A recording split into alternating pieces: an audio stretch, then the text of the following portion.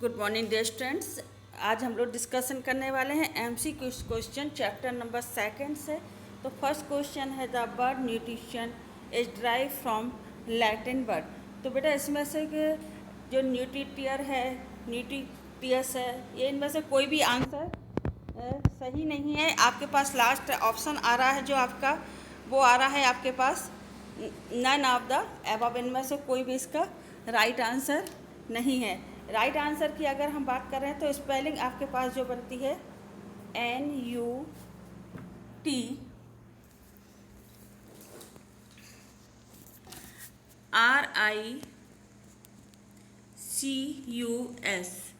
ये आपकी राइट है, इसलिए इनमें से कोई भी इसका आंसर नहीं है। नेक्स्ट चीज़ आपके पास आती है which vitamin is fat soluble. तो हम लोग जानते हैं विटामिन सी जैसे नींबू वगैरह या साइट्रिक एसिड वगैरह में होता है। तो ये वाला जो विटामिन है इनमें से आपके पास जो विटामिन आपके पास आएगा विटामिन ए। आपके पास राइट आंसर आएगा विटामिन ए। नेक्स्ट आपके पास जो क्वेश्चन आ रहा है वो आपके पास आ रहा है कि micro elements are found in. तो माइक्रो एलिमेंट्स कौन से होते हैं जो हमें स्मॉल क्वांटिटी में ज़रूरत होती है कि लार्ज क्वांटिटी में।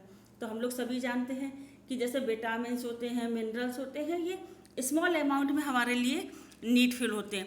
तो ऐसे उसमें हमारे पास क्या आएगा कि जो लेस क्वांटिटी है वो हमारे लिए माइक्रो एलिमेंट्स की ज़रूरत होती है। ये प्रीवियसली 2019-20 का जो क्वेश्चन पेपर आया था उसमें 1 मार्क्स का ये क्वेश्चन पेपर आ चुका है, और प्रीवियसली भी 18 और 19 में भी ये क्वेश्चन रिपीट हुआ है। तो इसको ज़रा आप लोग ध्यान में रख के करें। उसके बाद नेक्स्ट क्वेश्चन है फुल फॉर्म ऑफ BMI।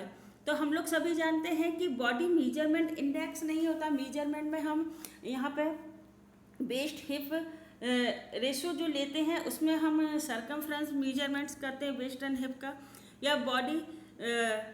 तो इसका राइट आंसर क्या आएगा? बॉडी मास इंडेक्स आपका राइट आंसर आएगा। और इसका फॉर्मूला हम लोग सभी जानते हैं, वेट अपॉन हाइट स्क्वायर। यहाँ पे जो वेट मेजरमेंट करा जाता है, वेट मेजरमेंट करा जाता है केजी में, और जो हाइट मेजर करी जाती है वो सेंटीमीटर या मीटर में मेजर करी जाती है।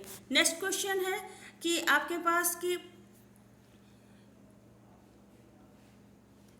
Macro elements of diet. तो हम लोग सभी जानते हैं कि मैक्रो एलिमेंट्स ऑफ डाइट कौन सी होती हैं जो हमारी बॉडी में लार्ज अमाउंट में हमारी बॉडी को नीड होती है। तो लार्ज अमाउंट में नीड होने वाली कौन कौन सी चीज़ है? देखिए, फैट हमारी बॉडी के लिए सबसे इंपॉर्टेंट चीज़ है, प्रोटीन भी है, कार्बोहाइड्रेट। तो ये सारी जो चीज़ें होती हैं मैक्रो एलिमेंट्स की नीडेड होती हैं जो हमें लार्ज अमाउंट में ज़रूरत होती है। इसलिए आपके पास जो आंसर आएगा वो ऑल ऑफ द अबव आपके पास यहाँ पर आंसर आ जाएगा।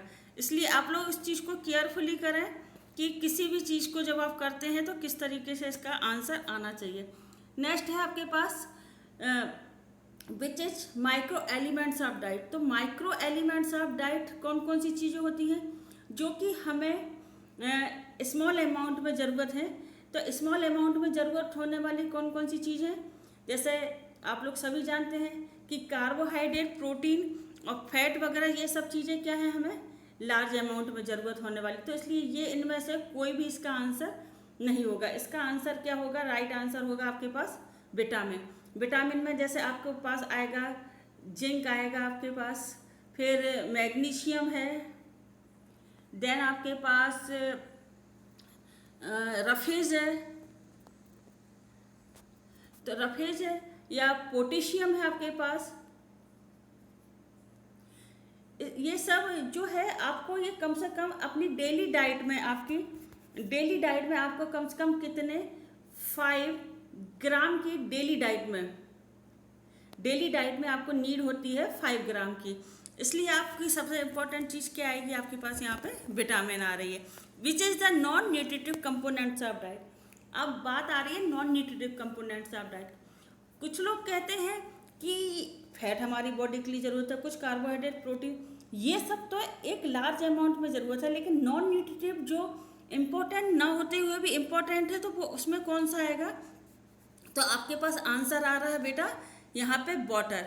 लेकिन अलग अलग इश्यूज़ हैं। कुछ लोग कहते हैं कि यूजडा कहता है कि ये माइक्रो एलिमेंट्स है, और जबकि WHO कहता है कि मैक्रो एलिमेंट्स है। तो दोनों के उसमें ये कन्फ्यूजन क्रिएट ना होकर आप राइट आंसर वाटर को उसमें सेलेक्ट करें। नेक्स्ट है फुल फॉर्म ऑफ BMI हम लोग।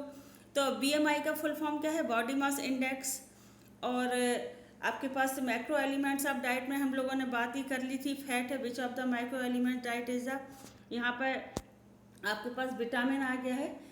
और उसके बाद non nutritive components of diet water हम लोग पढ़ चुके हैं, which is not a symptom of food intolerance. अब बात आ रही है आपके पास कि फूड इंटॉलरेंस,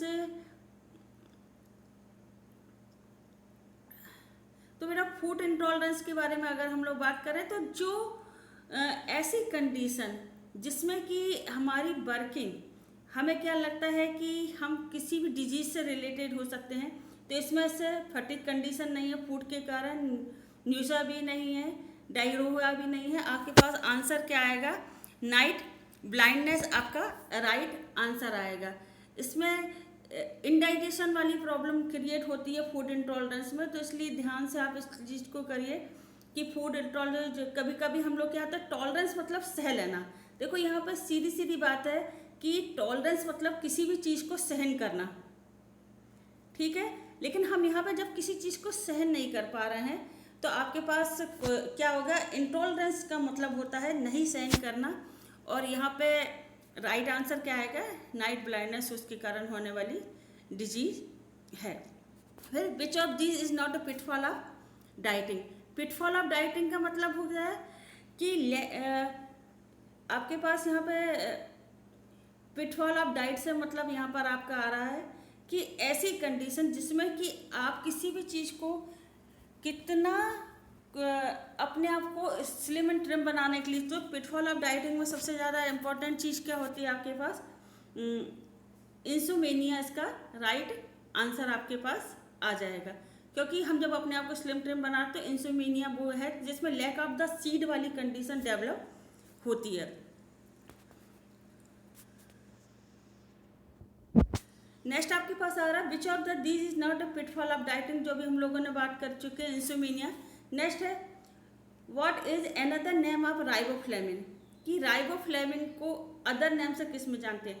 तो विटामिन B कॉम्प्लेक्स हम लोग जानते हैं, विटामिन B5 का भी अलग नेम है। तो आपके पास राइट आंसर क्या आने वाला है? आपके पास राइट आंसर आने वाला है विटामिन B2। आपके पास राइबोफ्लेविन का अदर नेम कॉल किया जाता है। फिर नेक्स्ट क्वेश्चन है आपके पास कि हु डिस्कवर विटामिन A। तो हम लोगों को यहाँ पे हम आपको बता दें कि इसका राइट आंसर जो है 1913 में होपकिन ने अपने हेल्पर के साथ मिलकर विटामिन A को डिस्कवर करा था, जिसमें कि आपकी आइज से रिलेटेड और इन सब चीज़ों विटामिन से को कैरी, जैसे कि हम लोग सभी जानते हैं कि हमारी बॉडी में विटामिन N की कितनी ज़्यादा नीड होती है। नेक्स्ट है विच of the following vitamin is insoluble in fat. तो इनसॉल्युबल इन फैट विटामिन कौन सा होता है बेटा? तो विटामिन यहाँ पे K जो आ रहा है आपके पास आंसर है विटामिन C आपका राइट आंसर आ रहा है यहाँ पे, जो fat soluble vitamin insoluble in fat है, क्योंकि बाकी तो ये जितने भी A, D, E के ये सारे के सारे क्या है? फैट सॉल्युबल विटामिन है। सिर्फ विटामिन C जो होता है वो इनसॉल्युबल इन फैट है।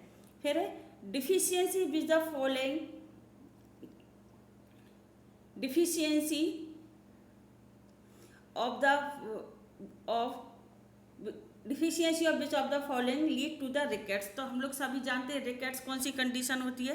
रिकेट्स वो कंडीशन होती है जिसमें कि हमारे जो लेग होते हैं वो धीरे धीरे और पतले होते चले जाते हैं, जिसके कारण कि वो बहुत ही वीक हो जाते हैं और उनकी वर्किंग भी बहुत कम रह जाती है।